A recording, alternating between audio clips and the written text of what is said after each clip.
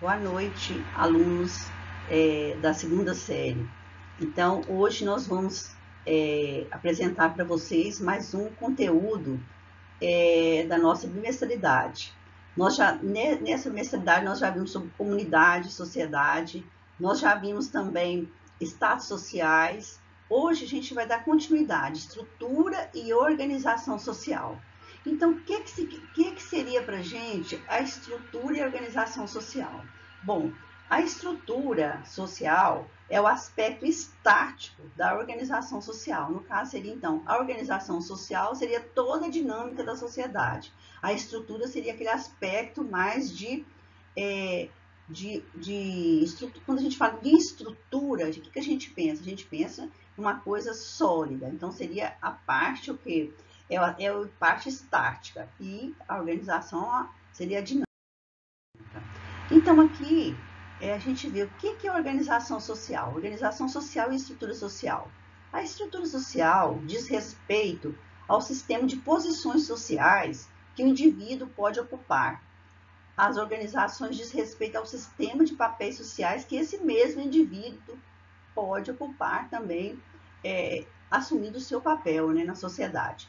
Aqui nós podíamos dar um exemplo. Por exemplo, vamos pensar aqui na nossa escola. A nossa escola é formada por pessoas o quê? Que estudam, os alunos, né? Que estudam.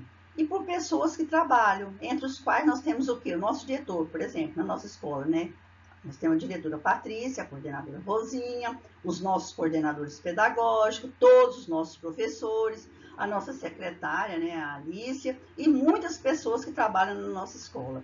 Nós temos o pessoal da cantina, temos as coordenadoras de pátio e também as pessoas que fazem a limpeza do nosso colégio, os vigias, etc. Cada posição dessas pessoas está relacionada com as demais. E todas elas em conjunto formam o quê? Formam, então, a estrutura social do colégio. Então, desse exemplo, nós podemos concluir que a estrutura seria a totalidade dos status existentes dentro de um determinado grupo social. No caso, o exemplo que nós demos o exemplo do nosso colégio, da nossa escola. E que, uma coisa importante, cada participante de uma estrutura social desempenha também o seu papel social dentro dessa estrutura, que, como nós já vimos, seria o quê? O status que a pessoa tem, que toda pessoa tem um status, qualquer pessoa. Vocês, por exemplo, estudantes, têm o status de quê? De estudante.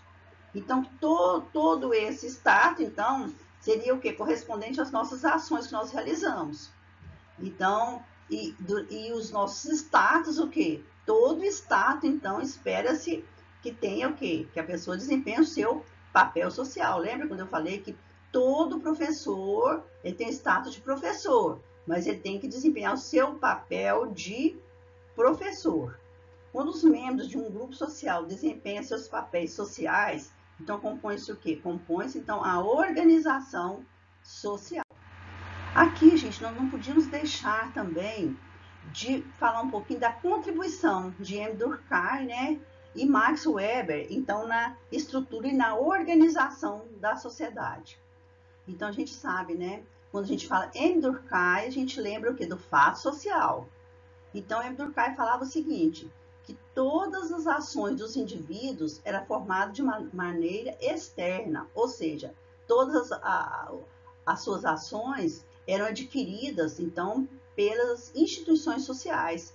Então, instituição familiar, instituição religiosa, instituição educativa, que seria a escola, o Estado, instituição política que a pessoa faz parte. Então, tudo isso, então, seriam ações externas que facilitariam o quê? As ações que o indivíduo exerce na sociedade, ou as ações que os indivíduos, então, iria ajudar na estrutura e organização da sociedade. Já para o nosso outro sociólogo, né, muito importante também, que é Max Weber, ele já entendia bem diferente. Quando a gente fala em Max Weber, a gente lembra das ações sociais. Então, todas as ações sociais dos indivíduos viriam de ações internas. cada indivíduo se manifestando, e essas manifestações ajudariam as instituições. Então, a forma do indivíduo se manifestar ajudaria na instituição familiar, na instituição educacional, instituição religiosa. Então, Max Weber entendia a sociedade como um conjunto de interações sociais. Uma pessoa ajudando o outro e todos se ajudando para melhorar o quê? As instituições sociais. E com isso, todo esse contexto seria o quê? Seria assim, ajudaria a estrutura e a organização da sociedade. A ação social, então, no caso de Weber, seria o quê? Max Weber, o objeto no qual teria o seu significado e sentido para a orientação das pessoas que constituem a sociedade. Então, aqui a gente mostrou para vocês, a gente colocou aqui uma imagenzinha que mostra uma pessoa andando na rua com a sombrinha fechada. De repente começa a chover, ela percebe as outras pessoas abrindo a sombrinha, então ela vai abrir. Então, essa aqui é uma ação o quê? Uma ação externa, né? Seria assim, um exemplo de que M. Durkheim fala, né? Fatos sociais que ajudam a pessoa a ser conduzida pelos fatos externos, tá bom? Bom, então agora aqui eu coloquei para vocês o que seria então uma estrutura social. Estrutura social. Então não existe sociedade sem uma estrutura social. Por quê? Através, né, da reflexão sobre a mesma que é possível compreender como os homens se comportam socialmente. Lembra quando a gente falou, né? M. Durkheim, então, ele vê o indivíduo através do fato social. Já Max Weber, ele entende o indivíduo através de suas ações que vão acrescentar nas instituições sociais. Mas em toda a sociedade seria o quê? Teria o conjunto, né, de pessoas exercendo seus papéis, suas funções, e que esses papéis vão de encontro, então, do que as outras pessoas esperam, né? Por exemplo, uma pessoa tem um status social, mas o status social, então, geraria o quê? O papel que ela tem que exercer e tem que responder dentro da sociedade em que ela vive. Aqui, então, a gente percebe o quê? Que toda a organização social é um complexo de conjuntos de fatores que constituem a sociedade em suas facetas políticas, econômicas e social. Então, toda organização social vai gerar o quê? Vai gerar na sociedade o quê? Vai gerar política, vai gerar economia, vai gerar o quê? A moral, a ética, todo o procedimento das pessoas. Então, na esteira, ou seja, no desenvolvimento, ou seja, na consequência desse desenvolvimento social, então é que surge a política, as nações de governo, o Estado, a economia, o valor, a moeda, tudo isso para facilitar o quê? Para facilitar, então, o nosso convívio, as nossas trocas comerciais, entre outras coisas. E todos esses elementos que constituem, transformam-se em sociedade, na nossa sociedade atual. Mas uma coisa que a gente quer deixar bem clara, né? Que tanto a estrutura quanto a organização social são passíveis de mudança. Então, a gente podia analisar, por exemplo, na nossa sociedade atualmente, né?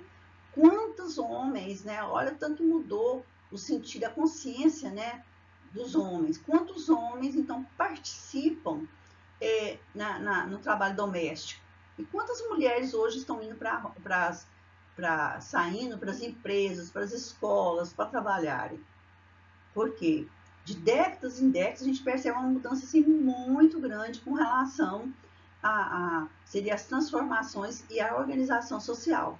Outra coisa também que a gente pode lembrar, né, no sentido da mulher, né? Até 1934, não sei se vocês sabem, né, as mulheres não votavam.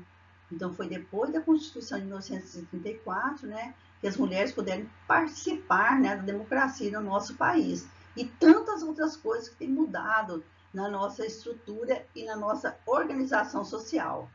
Para a gente perceber, então, né, que a nossa estrutura, a nossa organização social, elas são passíveis de muitas mudanças. Então, estão sempre mudando.